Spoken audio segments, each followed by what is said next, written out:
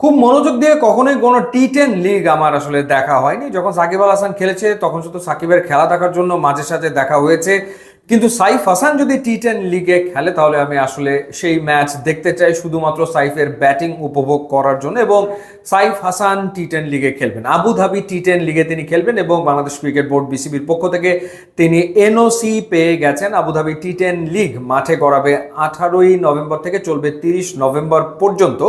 তো সেই ক্ষেত্রে আবার 30 নভেম্বর পর্যন্ত এই টুর্নামেন্ট চলবে, কিন্তু 27 নভেম্বর থেকে বাংলাদেশ আর আয়ারল্যান্ডের টি20 সিরিজ শুরু হবে। সেই কারণে সাইফ হাসানকে এনওসি দেওয়া হয়েছে 23 নভেম্বর পর্যন্ত। এছাড়া এবারের আবুধাবি টি10 লিগে খেলবেন সাকিব আল হাসান এবং তিনি একটা টিমের ক্যাপ্টেন।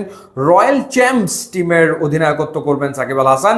নাহিদ রানা তিনিও কিন্তু দল পেয়েছিলেন, কিন্তু নাহিদ রানাকে আসলে এনওসি দেওয়া হয়নি বিসিবির পক্ষ থেকে। এই মুহূর্তে তিনি সিলেটে আছেন, প্রথম টেস্ট ম্যাচ খেলছেন, আয়ারল্যান্ডের বিপক্ষে দ্বিতীয় টেস্ট রয়েছে। সেই বিবেচনায় নাহিদ রানাকে এনওসি দেওয়া হয়নি। আর সাইফ হাসানকে দলভুক্ত করেছে স্পিন স্ট্যালিয়ন্স নামের একটা টিম। এখন দেখার ব্যাপার হচ্ছে যে কারা রয়েছেন সাইফ হাসানের টিমে। অনেকগুলো বড় নাম কিন্তু এই টিমে রয়েছে।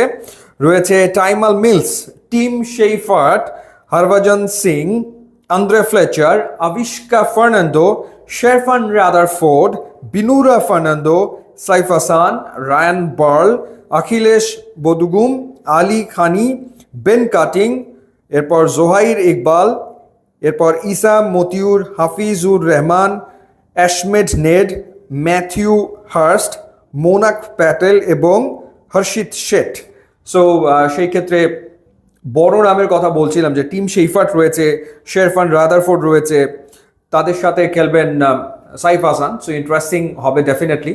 আর দেখা যাক যদি সাকিবের দলের সাথে সাইফ হাসানের দলের দেখা হয় তাহলে তো দুজন মুখোমুখি হয়ে যাচ্ছেন, দুই বাংলাদেশি ক্রিকেটার আবুধাবি টি10 লিগে।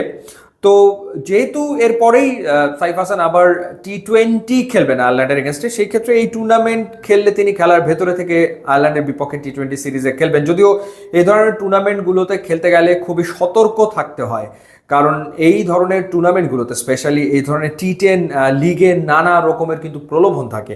তো সেই সব বিষয় মাথায় আসলে রাখতে হয় এবং সাইফ হাসানকে অবশ্যই সেই বিষয়গুলোর প্রতি অবশ্যই দৃষ্টি রাখতে হবে, যাতে করে কোনো বিতর্কের ভেতরে তিনি না পড়ে যান। কারণ সাইফ হাসান এই মুহূর্তে বাংলাদেশ দলের হয়ে খেলছেন এবং লম্বা সময় তিনি বাংলাদেশ দলকে প্রতিনিধিত্ব করবেন, সেটা আসলে আমরা প্রত্যাশা করি এবং বাংলাদেশের ক্রিকেটকে অনেক কিছু তিনি দেবেন। সুতরাং এই টুর্নামেন্টে তিনি পার্টিসিপেট করবেন এবং নিশ্চয়ই তিনি সতর্ক থেকে এই টুর্নামেন্টে খেলবেন।